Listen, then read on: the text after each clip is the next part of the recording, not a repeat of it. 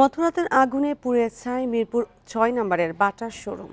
রাত ১২টার দিকে লাগা আগুনে ১.৫ ঘন্টার চেষ্টায় নিয়ন্ত্রণে আনে ফায়ার সার্ভিসের ৬টি ইউনিট। আগুনে কেউ হতাহত না হলেও পুড়ে গেছে মালামাল। তদন্ত শেষে আগুনের কারণ ও মোট ক্ষয়ক্ষতি জানা যাবে বলছে ফায়ার সার্ভিস। তবে মালিকপক্ষের দাবি প্রায় ২.৫ কোটি টাকার মালামাল নষ্ট হয়েছে।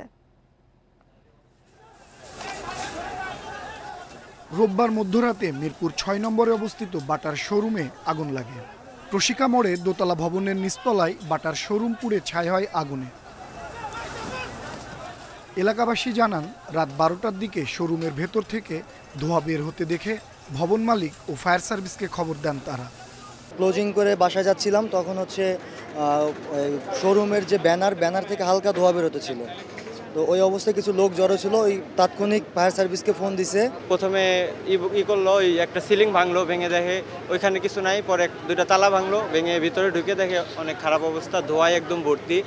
শোরুমের ম্যানেজার জানান, ২.৫ কোটি টাকার মতো মালামাল ছিল সেখানে, যার পুরোটাই পুড়ে শেষ। আগুনের কারণ জানা না গেলেও কেউ উদ্দেশ্যপূর্ণভাবে আগুন লাগিয়েছে এমনটাই সন্দেহ বাড়ির মালিকের। ২.৫ কোটি বা তার বেশি প্রোডাক্ট আছে, ফার্নিচার আছে, এখন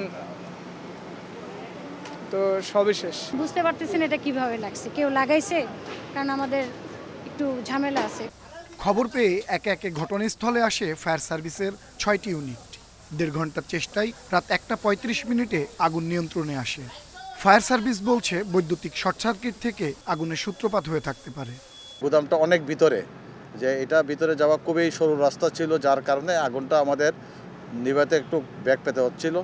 আর প্রচণ্ড ধোঁয়া সৃষ্টি হচ্ছিল, যেহেতু জুতার কারণে রাবার জাতীয় পদার্থ থেকে প্রচণ্ড প্রকারে ধোঁয়া সৃষ্টি হয়। আগুন নেভাতে এলাকাবাসী সহায়তা করলেও বিপুল সংখ্যক উৎসুক জনতার ভিড়ে অগ্নি নির্বাপনে বেগ পেতে হয় ফায়ার সার্ভিসের। আনোয়ার সাদাত নূর, ইন্ডিপেন্ডেন্ট নিউজ, ঢাকা।